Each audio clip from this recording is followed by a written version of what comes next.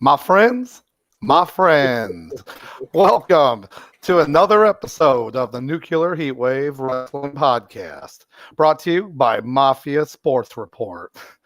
I'm your co-host, Dr. Love, and my co-host, Sauce Bronson. Yeah, it's just me. I'm no one. I'm just here. The doctor is in. We all need a dose of daily dose of prescription of wrestling, and we're just here. Let's get started.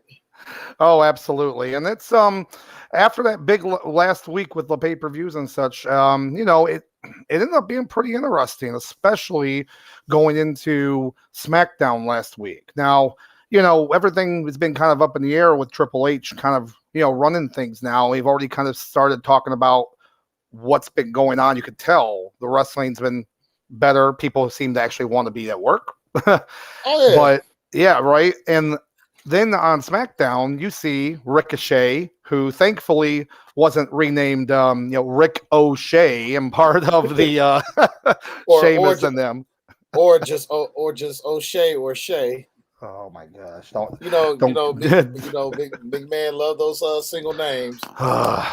But he actually gets a match on SmackDown and beats Corbin clean and looks good at it. So it's things already were looking up, and so that paper, the show keeps going on, and you get Nakamura wrestling again, actually getting some screen time, and now he's going to face Gunther next week. Or I should say this week on Friday Night SmackDown. And I'm not going to lie, that's going to be a good match. I honestly wish they'd kind of maybe put that match to the pay-per-view, the Clash at the Castle. But, being on TV, that's not a bad thing too, So what do you think about that?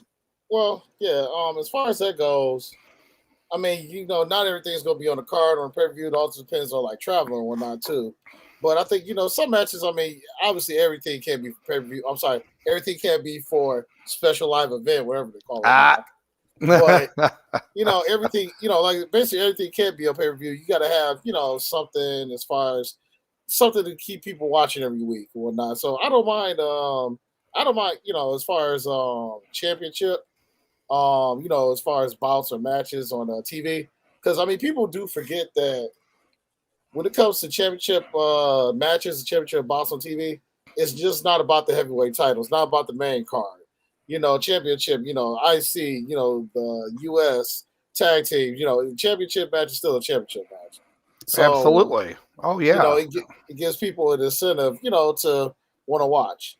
But real quick, I do notice, I guess somebody found out early about the special day today.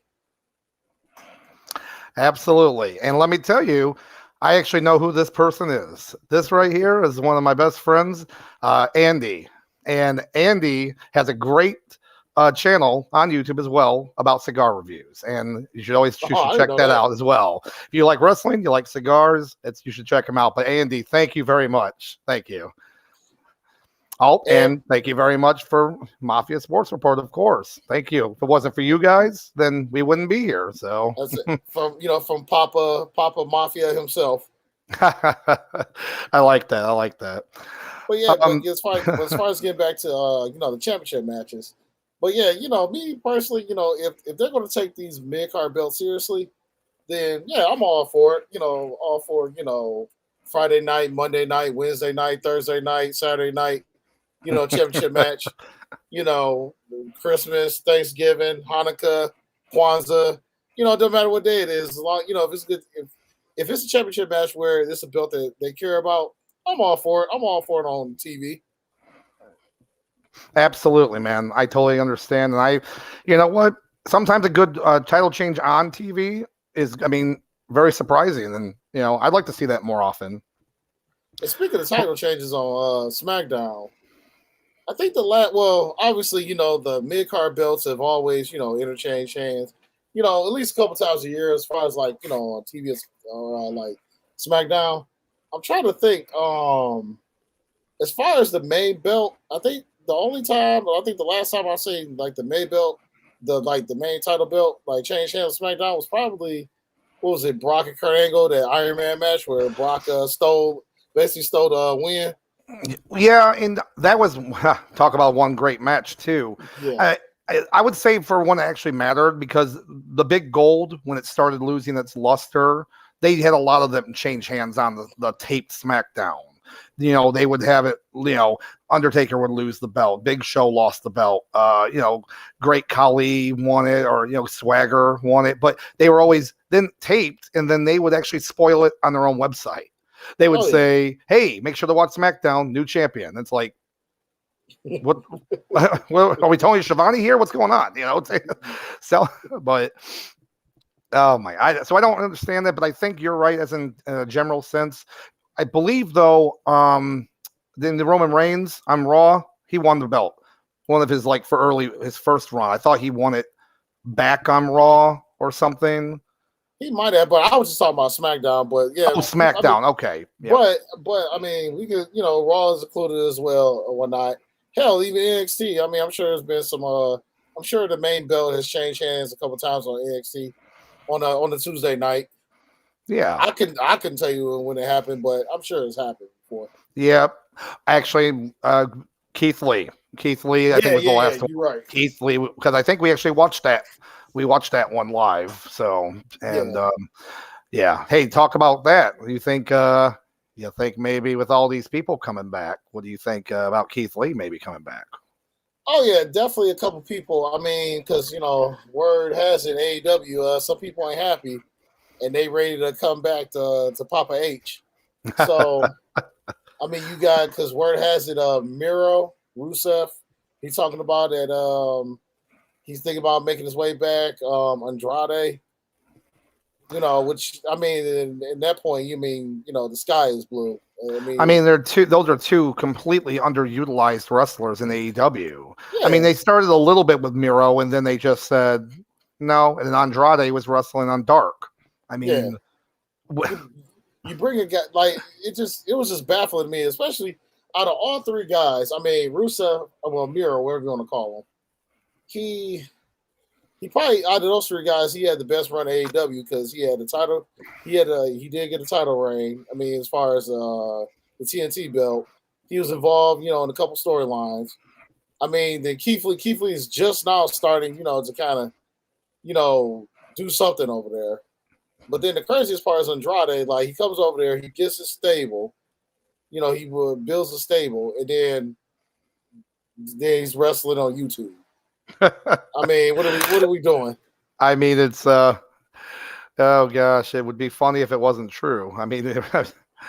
Oh boy, let's just hope he gets something better. Whether he comes back, whether he's on TV with AEW or somewhere else, who knows? But right now, like your boy Keith Lee, right now, he's got something going over there with Swerve, so. Let's see how long that lasts. But the key thing is, once they do break up, do their own thing, it's what happens to Keith Lee next. What are you going to do with him next? Because absolutely. Are you going to give him a chase for the TNT belt? Are you going to bump him up a little bit, give him a promotion, and have him eventually face Mox or CM Punk or Tony Khan for the belt? Who knows over there? So it'll be interesting. Like Swerve, I mean, between Swerve and Keith Lee when they break up, I think Keith Lee is probably be the one that you'll see going at doing something the most versus Swerve. I mean, but once again, who am I? I'm just a wrestling fan. I can always be wrong. Hey, you know what though? It's without us. There's no one that watched them. So come on. I mean, you're not wrong. We keep it. We gotta keep it saucy. You gotta keep it saucy. But don't get lost in the sauce. That's all I ask. But going back to these people coming back, also on the same SmackDown, they're setting up for Drew McIntyre's big match at Clash of the Castle, and against Roman Reigns. But literally, and I was dead shocked believing that Karrion Kross and Scarlett Bordeaux come back and immediately insert themselves for like a title match situation. I mean, he just wrestled at Ric Flair's last pay-per-view the week earlier, and now he's back. I mean, Triple H, not playing games, not really. I mean, that's all I got to say about that. So my question now is, so if you're the booker, so as far as bringing Kross in, making a statement, do you have him just, at least, do you have him feud with McIntyre, or do you just have him just do one match to see who, becomes number one contender, or do you just throw him into a triple threat? A guy who hasn't, been on WWE TV in a long time, and you bring him back in and have him do a triple threat. So if you book him, what do you do? Honestly, what I think and what they want to maybe do is they're going to forget completely about his WWE main roster run. They're going to erase all that. His Mad Max Gladiator outfit with no Scarlett Bordeaux who jobbed out to Jeff Hardy. I mean, come on. They're going to forget all about that. You're going to get the Karrion Kross that was in NXT. And personally, if they want to get the belt off of Reigns, make it a triple threat. Let McIntyre win in Cardiff by beating Karrion Kross. But then it sets up for a nice feud there. I mean, if they want the belt off of Reigns, that's right. It makes him not get pinned,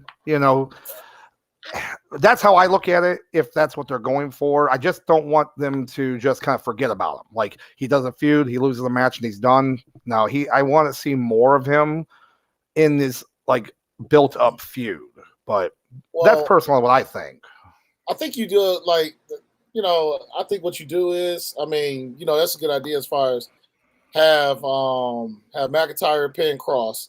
But then what you do is, so that Kross doesn't lose momentum, you might have him the very next night attack Drew, maybe start a quick feud real quick, and obviously Drew, let's just say theoretically, Drew does win the belt.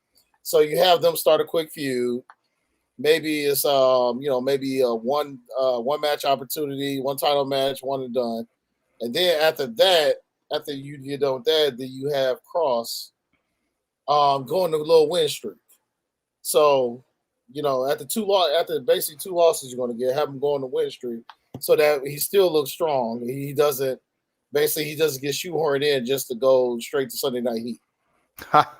So, oh my God. Or how about WWE Metal?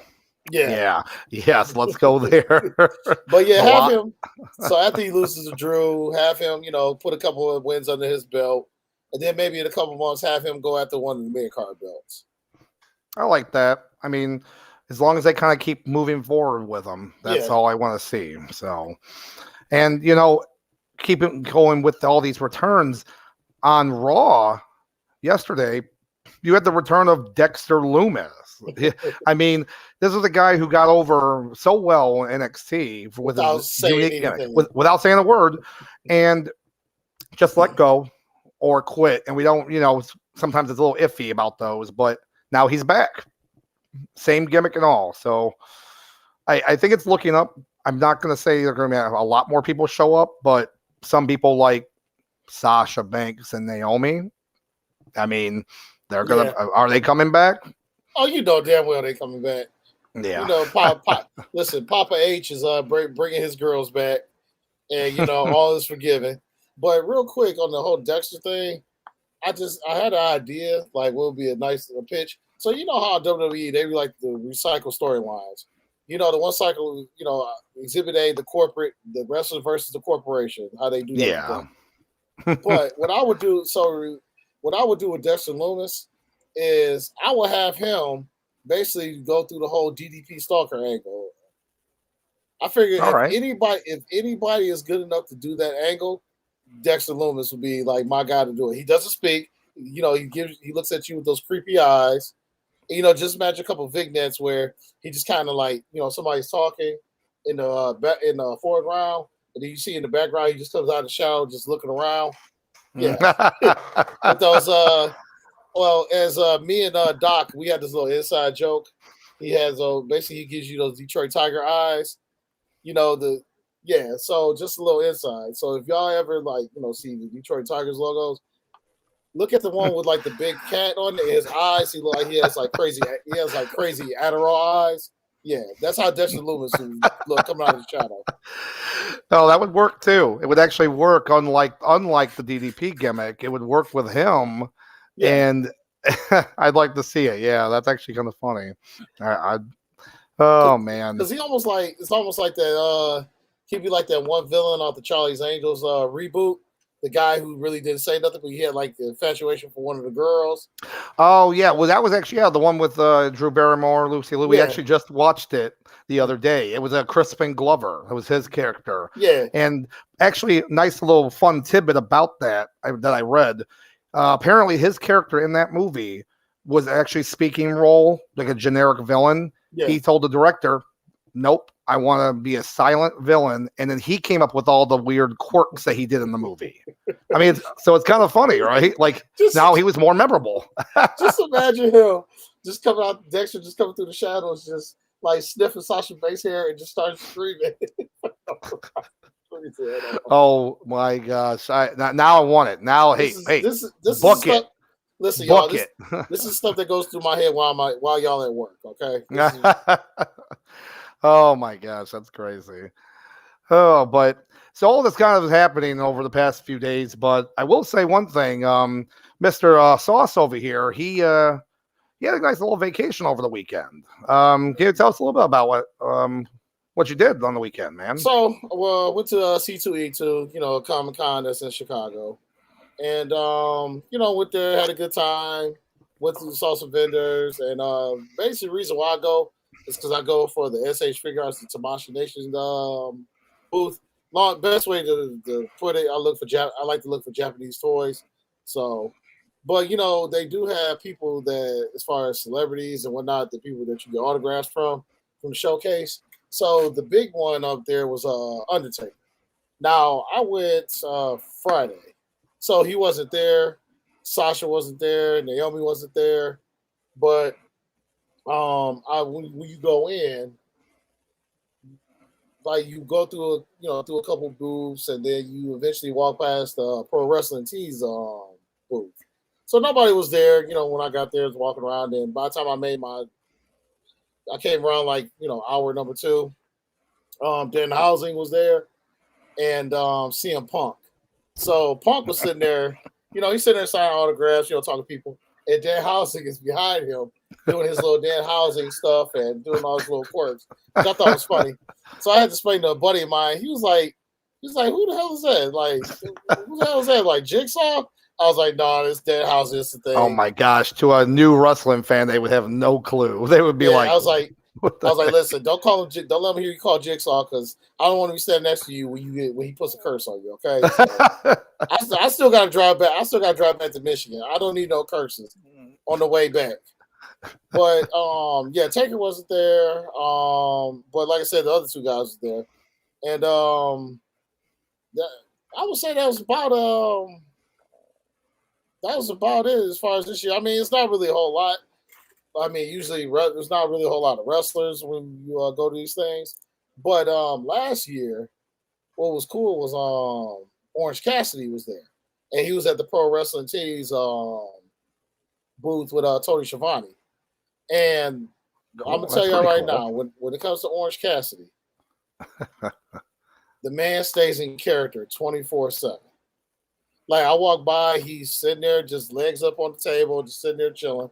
I walk by him, I give him the thumbs up, and he looks at me with his glasses, and he goes, and I kept it moving. Yep. And then, last year I saw Jake the Snake there, and I didn't realize that dude was that tall. Like, I knew he was kind of a tall guy, but yeah, the dude was tall. You're like, hello, hey, yeah, how you doing? But as far as to get back to as far as this year's Comic Con, I knew Tech was going to be there, like through the emails. But the interesting thing was his autograph pricing. He wanted $200. Now, to me personally, that's crazy as hell. But I do understand, like, if he means that much to you, then yeah, $200 is fine. Like me, like if Papa Angle, Papa Kurt was there, oh yeah, $200 in a heartbeat. Oh, yeah. But but I hear you on that, man. But the most interesting thing is as far as real quick, before I go to the next thing, like obviously $200 for Kurt Angle, no problem. I could do that. What about you? Gosh. Well, if you're talking about The Undertaker, you already know that I have replica belts. I've got make my own belts, stuff like that. But I have the Big Eagle, and I have it signed by Kurt Angle, Jericho, and Austin. So if I needed it to sign for that belt on Undertaker, I would probably do it just because I don't feel like I could ever see him again. So I saw him the one time. So I would probably do it for that instance, but I don't think anybody else, unless like Sting, maybe Sting, or man, I don't even know. Not Hogan. I'll tell you that for sure. And I know he likes to try to charge that much or more, but no. I just I remember meeting wrestlers before, at the old Gibraltar Trade Center, and here in Taylor, Michigan. It was a great place at some places. Well, let's say it's an okay place, but for those who don't know, yeah, and it's a big thrift store. You can buy pretty much anything you wanted there. You can buy a rug, you can buy a reptile, you could buy a gun. Yeah, it doesn't matter. Beanie Babies, Pogs, whatever.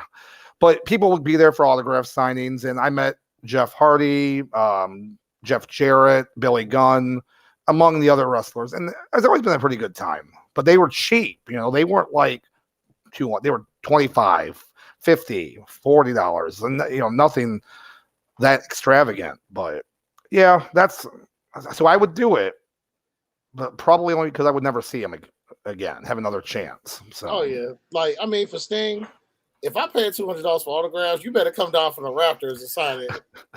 I need you to come all the way down with the pen with the Sharpie in your hand, and let's get it on and going. I mean, for $200, that's all I'm saying. Oh my gosh! Please, now I want to see it. Now I want to see that happen. But the part 2 of this is, like I said, Sasha Banks and Naomi wasn't there. Well, on Friday when I was there, but apparently they were charging $130 to take a photo with them. I was like, okay, whatever. But the fact that you had to take a photo with them, but you had to stand like 4 feet apart. Now, granted, to their defense, I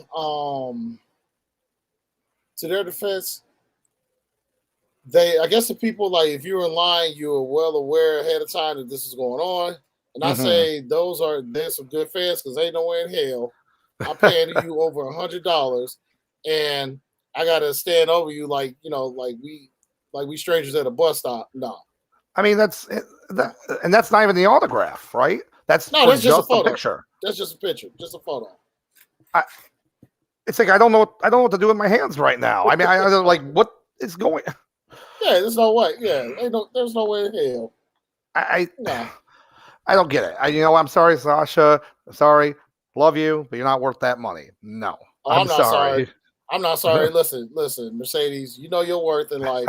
I ain't mad at you, but ain't no way in hell $130. Now, don't get me wrong. Once again, to their credit, now we have seen those cringy photos of Becky Lynch and whatnot and Paige, where the guys are all hugged up on them. You have some of these wrestling fans. they crawled out of their mother's basement. It's probably their first time seeing a woman in real life. I get it. I get it.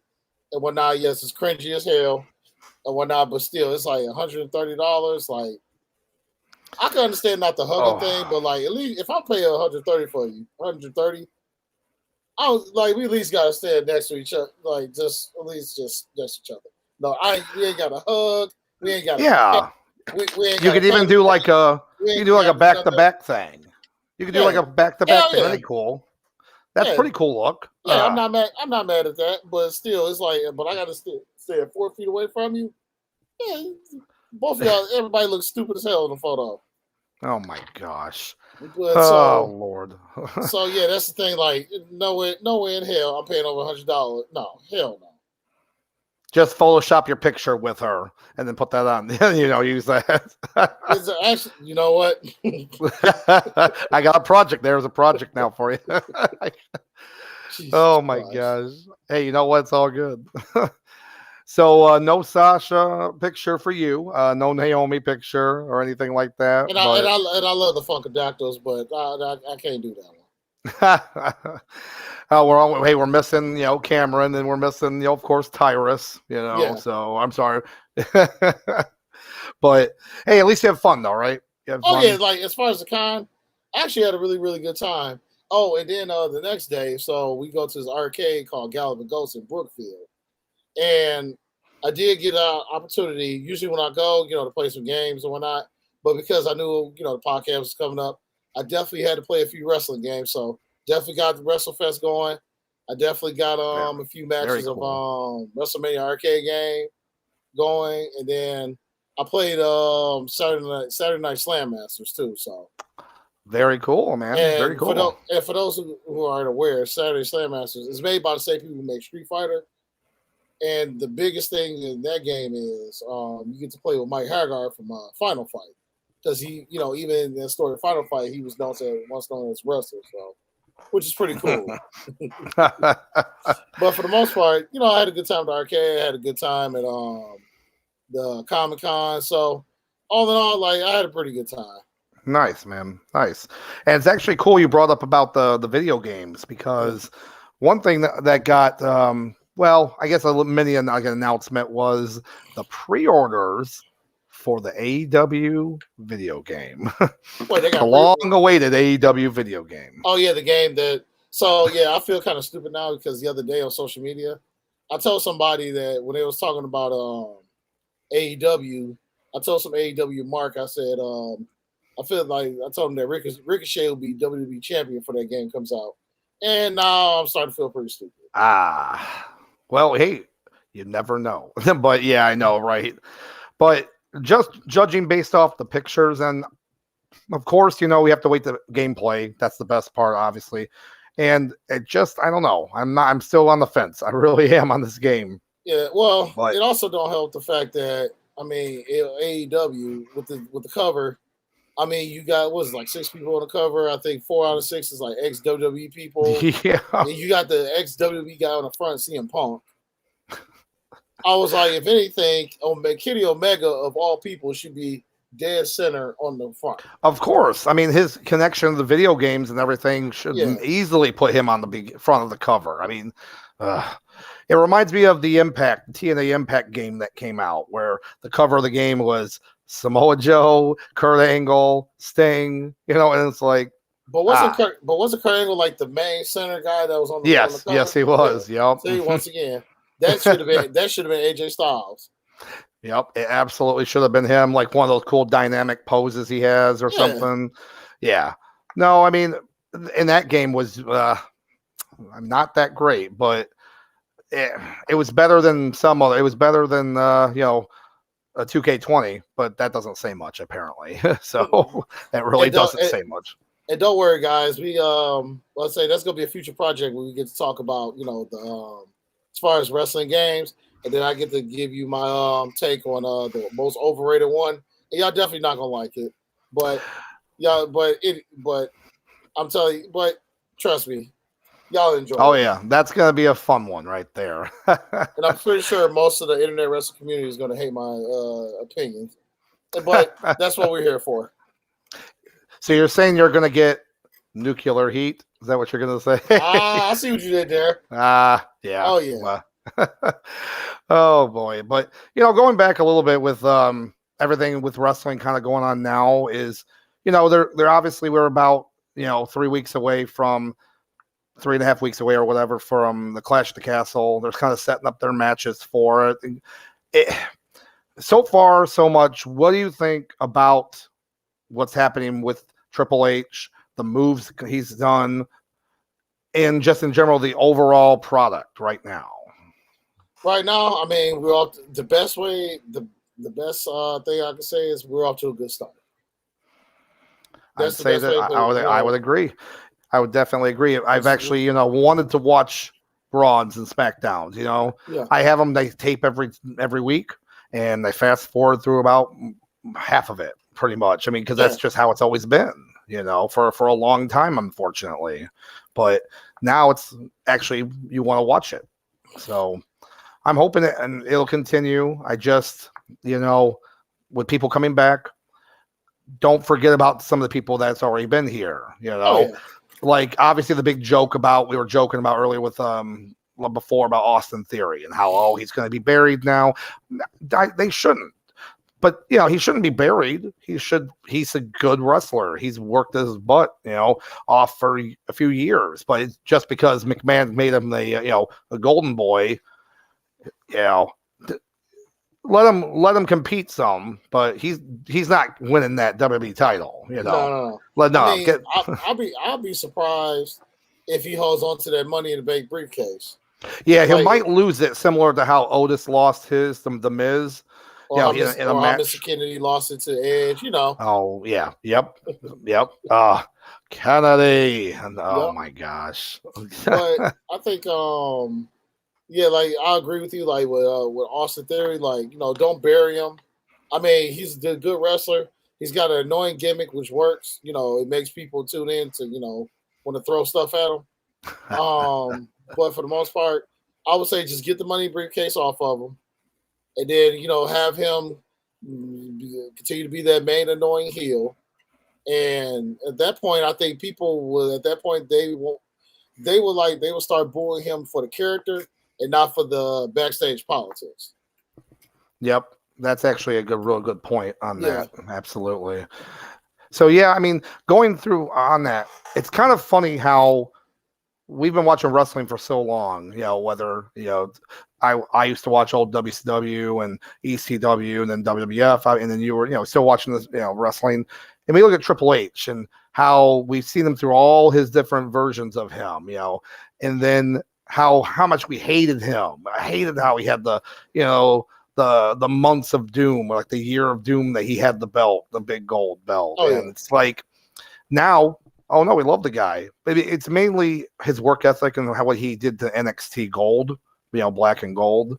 So it's, in your opinion, with Triple H going back to when he was, again, the Reign of Terror. Right. The Reign of Terror. Would you have had any different? Because what I mean by this is like, would you have changed it at all? Because he still made the big gold belt, the World Heavyweight Championship. He made it prestigious, even if it was how the booking was. Would you have changed anything with them? Two things I would have changed. One, I would have changed. I would have had him retain at the first Hell in a Cell. Not Hell in a Cell, Elimination Chamber. I would have had to retain there because that would have made people hate him even more. Oh my gosh. Because granted, Shawn Michaels never really cared about winning the strap coming back. He just wanted to come back and put people over. Oh yeah. So at that point, with Shawn Michaels, not to get too much off talk, not to get too far off the trail, but like, at that point, I use Shawn Michaels as like the mid card. Still main eventer, still a main event guy, but have him with the mid card belts, bring prestige to him. Because if you think about it, back then, like if you beat Shawn Michaels for the strap, for the IC strap or the US strap, that says a lot for like your push. But so to get back on track, I would have had Triple H retain because that would have made people hate him even more. And then I would have had Booker T go over at WrestleMania 19. Yes. Because I think that was really the biggest that was the biggest drop ball as far as Triple H's reign. Because granted, I mean I'm sorry, Booker T had him win at 19, and then you could have just had him lose that backlash. I mean, people would still be mad, but at the same time, I mean, it wouldn't have took away from his Mania 19. Absolutely. I mean that. I have to agree with that 110%. The match at the Elimination Chamber, yeah, I get why they did it. Shawn Michaels was coming back and they really wanted to push him, but they ended up having him win when he was injured against Goldberg. When Goldberg came in, I forgot about that. Oh yeah, and Goldberg was undefeated in WWE, and then they had him lose to an injured Triple H, who was champion and injured. So. And then the crazy part, as far as going back to Shawn Michaels won it, and guess what? He lost it a month later. Yep, in the three stages of Hell match. Yep. Yeah. I mean, you could reverse the roles with Booker T. Have Booker T win in 19 and have him lose that backlash. Right. Yeah, that was gosh, I remember it. That was not a good time. That was man. But the Goldberg thing was definitely worse because, like you said, he came in undefeated. He came in hot. And then this man came into the chamber and just hurricane. He was like Hurricane Katrina and just ran through everybody. And at that point, and then he loses to an injured Triple H with a sledgehammer. Yeah. Oh yeah, exactly. He just hits him once and it's done. And this is the same Goldberg that almost that bust his hand broke through a car window. Who got tased and Starcade and whatnot. But one little sledgehammer. That's how we beat Goldberg. Game over. Yep. So as far but I would say swap those two around with Triple H and Booker T as far as the way the title changed hands. I mean, everything else, I'm looking back at it now, wasn't too mad at the run because it gave us Evolution, it gave us Randy Orton, and it gave us with him, it gave us Randy Orton, it gave us Batista, and it gave us a resurgence of two careers. HBK, because they had they would have they had some good feuds. They had some good feuds during his reign of terror, and it gave a revival of Ric Flair's career. Absolutely. I mean, Ric Flair had some great matches come back when he came, and it was very surprising. It was very surprising seeing him come back and actually looked like he wanted to be there, So, that when people mention the Reign of Terror and they always a bad thing shouldn't have happened, I that's why I like to look at it no, the bad, there's the good that came out of it. Yeah. Outweighs the bad, in my opinion. So I mean, hell, they even gave us it gave us a unexpected push through Shelton Benjamin for a minute. Oh my gosh, yep. Absolutely. Ain't no stopping him, man. No stopping him. Until Shawn Michaels sweet chins him back to the mid card. Oh my god. He really did. I think his soul left his body when he got hit with the sweet chin music, man. I remember watching that live. I was like, sweet Jesus. We need to actually get that. We gotta get that little clip, and that has to be one we have to use. Just smack. Right. Oh my gosh. But yeah, definitely. His reign, like I said, his reign of terror. I would say just swap those roles of Booker T and Shawn Michaels. And I mean, looking back at it, it ain't really too much else you could change. Mm-hmm. Yes, I would say absolutely on that. Yeah. Oh, but yeah, Triple H. All I gotta say is, keep doing what you're doing. And I'm really hoping to see some good stuff in the next couple weeks. So, and to piggyback off of that, as far as the whole Triple H between wrestler and NXT guy, because back then, Triple H, he was protecting his spot. Now, granted, we didn't like the way he did it, but back in those days, your spot was everything. So you had to fight tooth and claw, backstage politics and whatnot. A lot of BS that went on. But yeah, he did a complete 180 as far as, building this brand and whatnot. And I would like to get to the point where we get these, I call them filler pay-per-views. We get to the point where we start getting filler pay-per-views that feel like, not even like, they can feel like, not like WrestleMania pay-per-views, but give us the feel of like NXT Takeover pay-per-views, but for the main, but for Raw SmackDown. I like that. Make us want to watch these matches. Make us want to watch, these live events or whatnot. Oh, absolutely. I mean, look at back in the day, like Clash of the Champions in WCW, which they ended up reusing the name here for the pay-per-view, Vengeance, Clash of the Champions, and then just by itself, Clash of the Champions. The, Saturday Night Main Event, they use that for a super show, basically,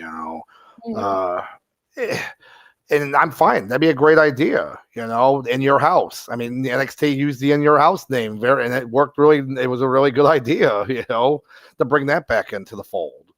I mean, they have so much. Oh, go ahead. I'm sorry. I know. As long as they don't give us Great Balls of Fire, I don't care what they call it pay-per-views. Gosh. And on that note, oh my, now that a whole 3 hours about worst named pay-per-views. That's number one. That is number one, but there's many, many other ones. Don't worry, y'all. That's coming in the future. That is definitely going to come in the future. Oh my gosh. Oh, capital punishment. Oh, just one more. Sorry. Actually, capital punishment wasn't that bad though. Until they had the Obama impersonators show up, and then that just went off the rails, man. Because Vince. Oh gosh, the pay-per-view actually was okay, and I remember watching like, oh, it's okay, and then because you had Ron Killings in the main event, man, that was cool. I was like, we love our R-Truth, McMahon loves him, Triple H loves him, like everyone loves him because he's a hard worker. He's been wrestling for years, decades, so. Oh gosh, it's just funny to think of a K-Quick, Art to Ron Killings to R-Truth. We all love them, yeah. Oh, yeah. But with the capital punishment, remember that was still at the time where they were still kind of doing like unique pay-per-view, like unique entrances and stuff. Oh, yeah. If I remember correctly, it actually had like a White House build on the stage itself. It wasn't just all LED screen. Oh, yeah. Gosh, now you're bringing me back to like all those great set pieces that they had. They were all unique. It wasn't, like you said, it wasn't just LED screens and some fireworks. It was a cool built Backlash, had the sweet sights that kind of kept going back and forth, and I miss it. I miss that, and it is what it is. They'll try to say it's a money cost cutting thing. We put all of our money into WrestleMania, and then that's it. Or SummerSlam, Royal Rumble. But we'll see. I don't know. I'd like to see it come back. Not every pay-per-view, but I'd like to see some other ones get some unique design aspect. But and that's the thing, like so let's take away Rumble, let's take away WrestleMania, let's take away SummerSlam. Yeah, Rumble, Mania, SummerSlam, take away those things. Take away those. But you got all the other ones that, so you got like 12 pay-per-views, you take away 3, so there's 9 left. And then you have maybe 2 that's unique ones, so that gives us 7. You could bring back those set pieces. You could do like those 7 out of the 12. You could just do, it'd be like same pay-per-view every year. Just have like, your Extreme Rules set up, your WrestleMania Backlash set up. TLC setup, Elimination Chamber setup. So you can like certain pay-per-views that you're going to be doing the next following year. You just build, have like unique set build up, and at that point, it's not like you wasted money because you're going to use it again next year. Absolutely.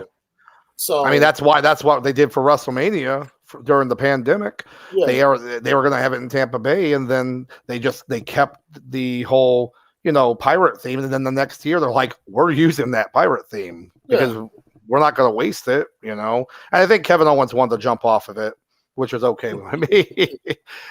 So, hey, but wait, you're telling me though you wouldn't want a big set piece for the greatest Royal Rumble? Oh yeah, come on, the greatest Royal Rumble. If Vince was still there, it'd just be a big giant R. I'll say it'd be the greatest R, and then you'll see Royal Rumble in there, but it'd just be a big giant R, fireworks going everywhere. Having to look like Mardi Gras on that set piece. And then at that point, Shane comes back and does like a triple jump moon dive off of the R, and onto probably Sami Zayn or Ricochet, whoever he's fighting at the time. But, and a returning Braun Strowman, so he could defend his greatest Royal Rumble belt. Yeah, isn't Strowman? Yeah, Strowman. He's been a champion he's been holding that belt for what, 4 years now? Yeah, since Avengers: Infinity War came out. Oh my gosh, yeah, absolutely.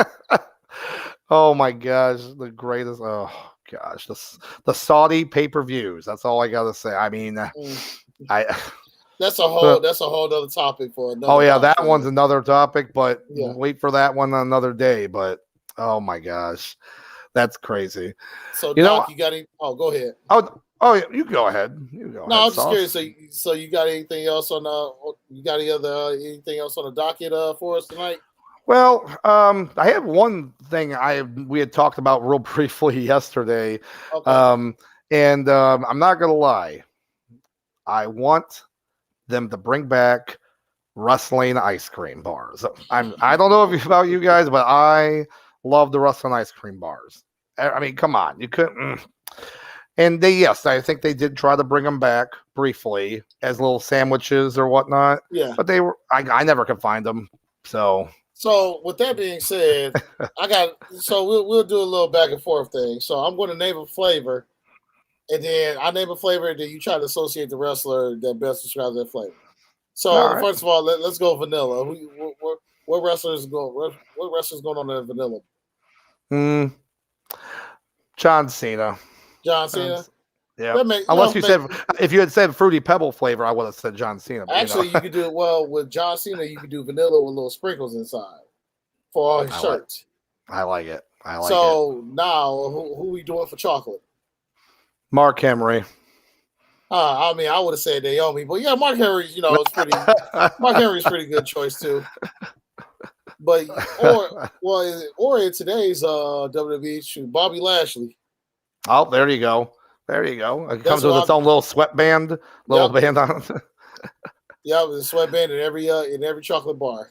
Oh my gosh! So now, who as far as lemon flavor, who we going with that? Who's gonna be lemon?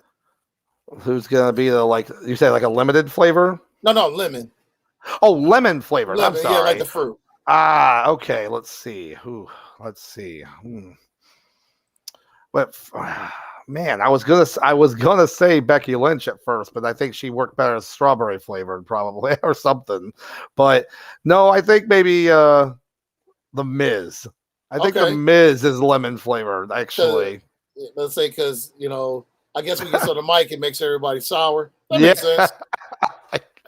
Yeah, I would say as far as lemon, I would go because at this point I guess we were pretty much going to stick to new school wrestlers for this.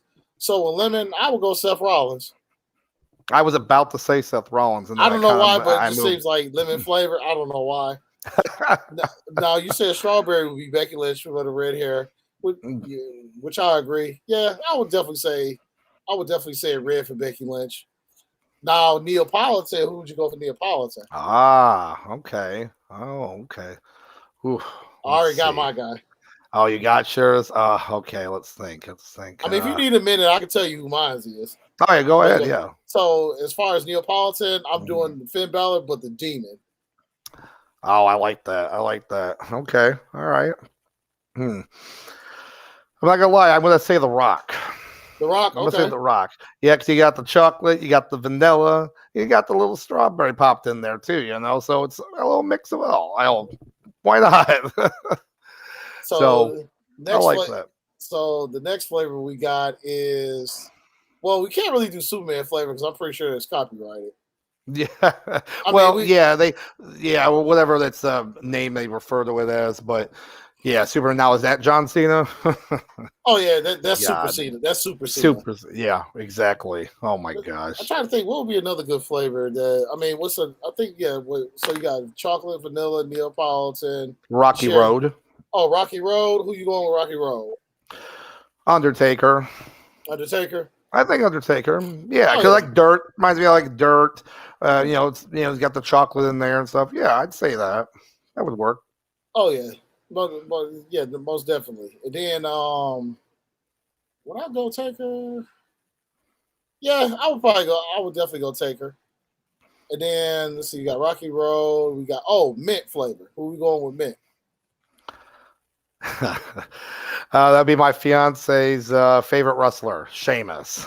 Sheamus, let's go. Yep. Yeah. As far as green, I'm trying to think. Actually, when it comes to green, Sheamus is. I'll go Sheamus. The only thing in my head, I'm trying to think of like what flavor would New Day be, because New Day would have to be on there on one of those flavors somehow, some way. New Day would be really good for the Superman ice cream, but just all the different colors. Yeah. So that's actually, I think I would change that to the Superman one for the New Day for sure. New Day? Oh yeah. Mm-hmm. What other flavors are we missing? Yeah, there's a few. Oh my gosh, so many. Orange sherbet. Oh, orange sherbet. I mean, with orange sherbet, we can go. Oh shoot, let's go Bailey. There you go.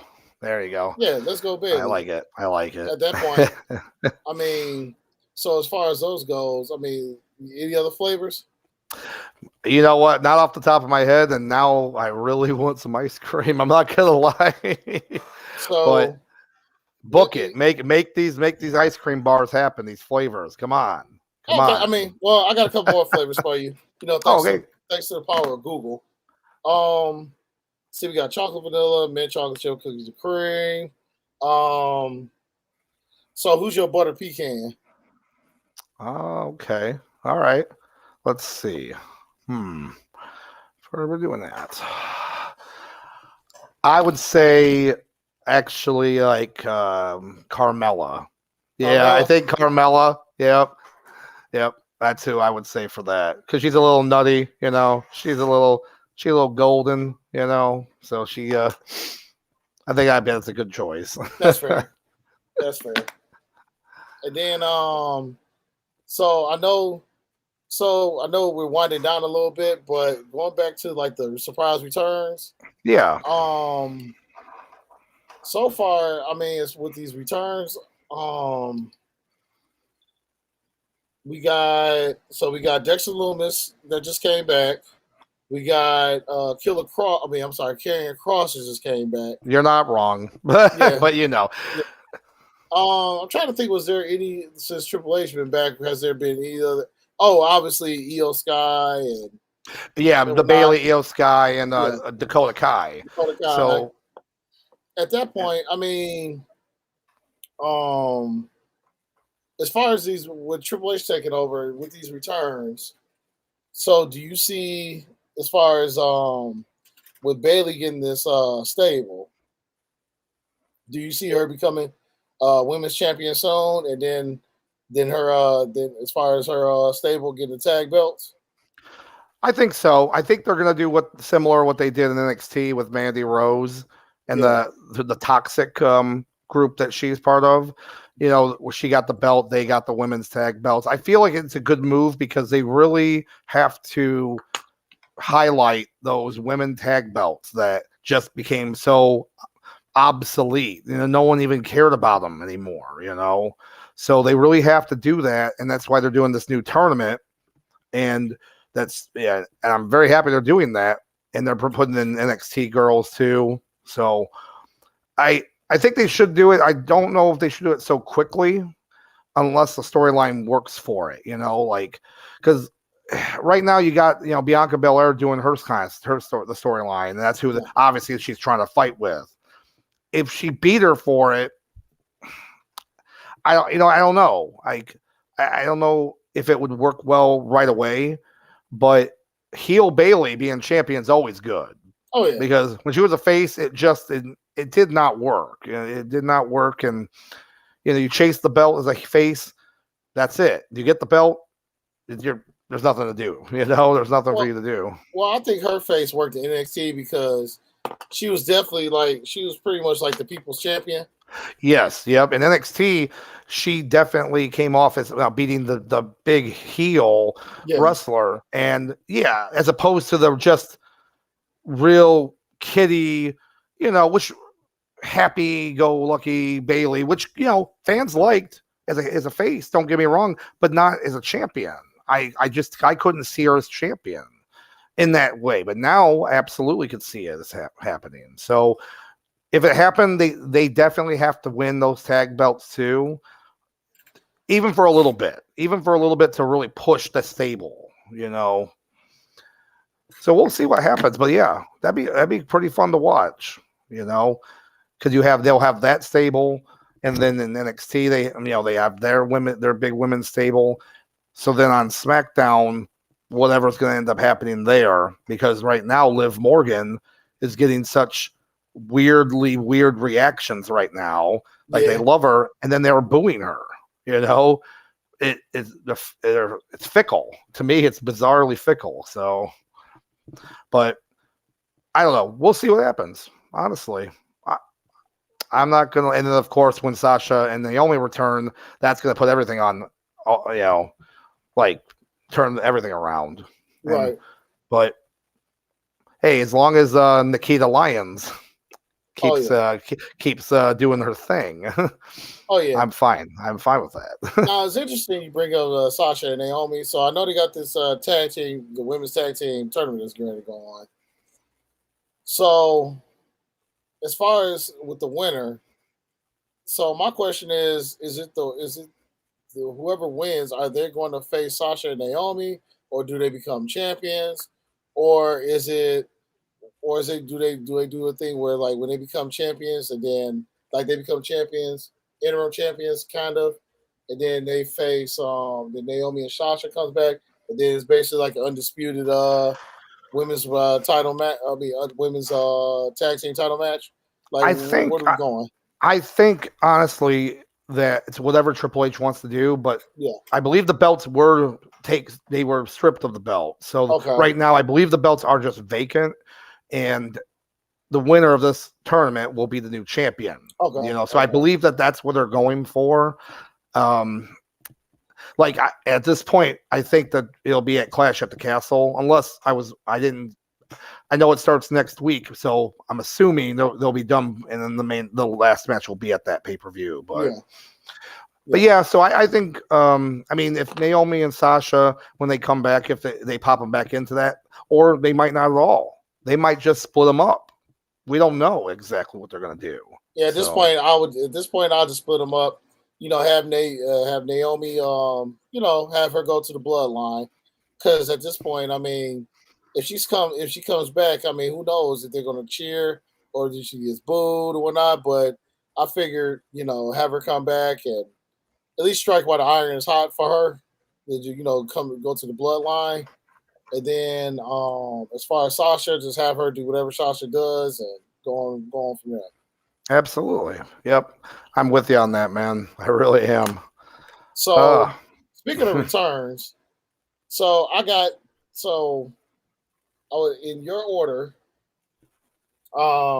as far as 3-1, I mean, as far as 1, 2, and 3, as far as the best returns. So we got Jericho save us in 2009. We got Taker. He comes back as American Badass in 2001. And then we get who else I want to throw in there? Oh, and John Cena, Royal Rumble 2000. Royal Rumble, yeah. Royal Rumble. How are you ranking these?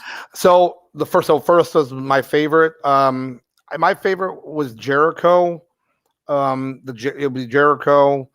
It would be John Cena, and then Undertaker. Okay. Now I'll preface it like this though. I was a fan of the American Badass. I did like it. It was basically him playing himself, which he appreciated. The John Cena thing was very surprising, just because he came back early from his injury, so that was really surprising. But the Jericho one, just because I've always loved Chris Jericho, was great for about a month. because what happened was the fans loved that he came back, the great promos, save us, but he's just naturally a heel. So that turned into save me promos, and then he became a heel after, and it worked. Like I remember his promos, he was just, yeah, he's back, and then we don't really care about him now. But then when he changed it to the save me after that, yeah. But as for the actual return, yeah, I love the Jericho one probably the most out of those three. So. Yeah, I would say out of those three, I'm definitely saying Jericho, because it feel like, when he left, he feel like he was starting to become a bit stale, and it was like they couldn't really figure out, like he couldn't figure out WWE, like nobody could really figure out what to do for him at that time. So him going away, come back, basically refresh his character. Because I remember how hype it was when he came when he cut that promo on Randy Orton. We talk about he wanted to put that belt around his gorgeous waist. Yeah, the old Y2J. And then then I would say number 2 would definitely be the Taker, the American Badass, because it was a different version we got to see. And it was also cool too. The way I looked at it was, at that time, SmackDown was being on regular TV. So that was a great opportunity for those who never got to see Taker, because they couldn't really afford cable TV. Having Taker come back, even as a gimmick, he comes back, and obviously you see him on Raw, but then people who don't have cable, you can see him on SmackDown do his thing. So, which I thought was as far as was a really, basically, it was like really good look for like SmackDown, for WWE, and Taker himself. So, and then I would say Cena. Definitely third would be Cena at the Royal Rumble. I mean, we all like. It's kind of like his return kind of reminds me of the Michael Jordan return, where it was like they say one thing, but was it really that, or was it something else? Mm-hmm. Yeah, it's like, because we all know, like with Jordan, even though he went away, it was more like an 18-month suspension for gambling. And I wonder with Cena, when he came back, I mean, they say he was injured, but was it really because of that whole what was it, when they, I guess, investigated that doctor that was prescribing? Oh yeah, yep, exactly. Yep. I forgot about that. Yeah, with that whole drug scandal thing where Orton and a whole bunch of other people was involved. I wonder, because part of me kind of think, maybe that might have something to do with it as well, but they didn't want to. But because he was so hot, as far as for the kids, they didn't want to like tarnish. They basically didn't want to tarnish his image for the kids. Like how NBA didn't want to tarnish Jordan's image. Yeah. For the kids. So, but when he came back at that 2008 Rumble, I was like, Jesus Christ. Yeah, he's about to win this. I was like, he's coming back. He's coming back to run the show. Yep. Coming back. We're about to get another 15 months. Oh my God. I'm not ready for this. But actually, one thing I did like about his, when he came back, he decided, instead of waiting till Mania, they did the, he basically cashed in his Rumble ticket at what was it? I think it was No Way Out. Yeah. Yeah, and then they would set up the triple threat for WrestleMania 24, which actually was a damn good match too. The way all three of them worked together. So yeah, exactly. And but yeah, especially, but like I said, with Jericho, I mean, at that point, Save Us went to Save Me, and he gave us probably the best heel Jericho material at that time. Because I mean, he gave us the No Tights Jericho, the underwear Jericho. Yes, yep. Which is like the biggest smug asshole. Yes. So oh my gosh. But y'all were ranking Jericho, Taker, Taker, and Cena as far as the big comebacks. I like it, man. I like it. But I mean, unless you have anything else you wanted to, sauce up here, Bronson. I mean, yeah. Doc. I mean, the only thing left is once we get done with this podcast, all the folks in Detroit, Michigan, I know y'all gonna be tuning in to HBO in about 20 minutes. because I need to see what my man Motor City Dan Campbell is going to be talking about. That could be a topic for another discussion. As far as like, imagine Dan Campbell being a Raw GM. Oh my gosh, I love it. And granted, WWE tried. We're not gonna go that route when they had people like Cedric the Entertainer, be GMs. But like, I would say maybe a topic for another discussion would be like, like guys like celebrities or people that you would love to see as a Raw GM, even if it's just for one night. No, that's actually a great idea, and stay tuned for that one right there. I'll tell you for sure. That's gonna be a good one. All I'm saying is imagine Dan Campbell and being a SmackDown GM, hyping up Ricochet to bite some kneecaps. I'm just saying that writes itself. Oh my gosh. But I think. Oh, sorry. No. But other than that, I mean, I'm just looking forward to football coming back. Hard Knocks is upon us, so I mean, that's all I pretty much got. All right, man. Well, I'm pretty much tapped out now too, but we'll have some good stuff for you next week. And if you don't have anything else going on, Sauce, I think again, thanks for everyone for listening, and tune in next week, and have a great week. That's right, guys. Appreciate y'all. For taking time out, y'all could have been doing anything else, but y'all decided to listen to these two guys, blab on about wrestling. So on that note, the doctor came in, he prescribed us some good wrestling wrestling discussion. And at that point, y'all have a good night and y'all be good.